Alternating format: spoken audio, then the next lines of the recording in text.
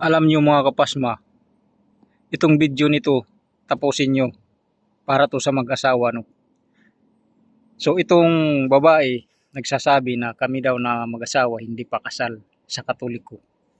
So hindi mo naiintindihan ang ibig sabihin ng pag-aasawa, no. Kayo mga Katoliko, wag lang kayo maiinis sa akin, ha. Kasi itong pag-aasawa sagrado to, ano. Dito pwede apag-apakan o gawin basahan. So ito na nagsabi na hindi pa kami kasal ng asawa ko. Malaking katangahan mo yan. Alam mo kung bakit? Sabihin na natin hindi pa kami kasal sa Katoliko. So kayo, ikinasal nga kayo sa Katoliko. Pero anong ginagawa mo sa asawa mo? Di ba niluloko mo? So yun ba? Kasal ba kayo?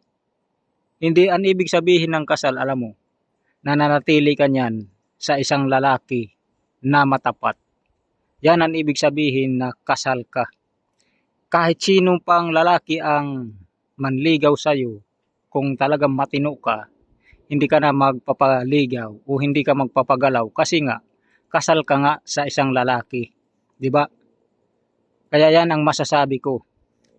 Ang ibig nyo sabihin kasi sa Katoliko na kasal, yung inaado kayo sa sa Katoliko, yung may sayawan, yan ang ibig sabihin mo na kasal. Pero sa amin naman mga Kristiyano, hindi yan ang punto na kasal kayo kapag inaado. Hindi. Ang mga Kristiyano, ang ibig sabihin namin, pag halimbawa ako at saka ikaw, sinabi mo oo, ang ibig sabihin nun, tayo ng dalawa panghabang buhay, hindi na tayo maglulukuhan, hindi na tayo maghahanap ng iba. O di ba? Mananatili na tayo hanggang sa tayo ng kasulatan sa batas ng Katoliko. Restro tayo sa ating pagsasama para wala nang maglukuhan pa, di ba? So tayo mga Kristiyano, kahit hindi tayo ikasal sa Katoliko, kung talagang mananatili ka na tapat sa iyong asawa, ay yan ng Diyos na mag-asawa kayo. Itinuturi yan ng Diyos na asawa kayo, di ba? Kasi ang kasal sa Katoliko mga kapasma, maraming mali na ginagawa. So wag lang magagalit yung ibang mga Katoliko, kasi ito na salita ko para lang to sa mga sa gumagawa ng mali. So ang kasal sa Katoliko, konsentidor. Alam nyo kung bakit mga kapasma? Kaya ko sinabi konsentidor.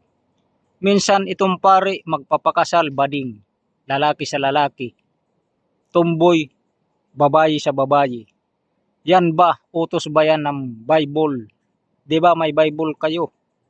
May Bible ang pare. Utos ba yan na ikasal ang babae sa babae? Ang bading sa bading, di ba?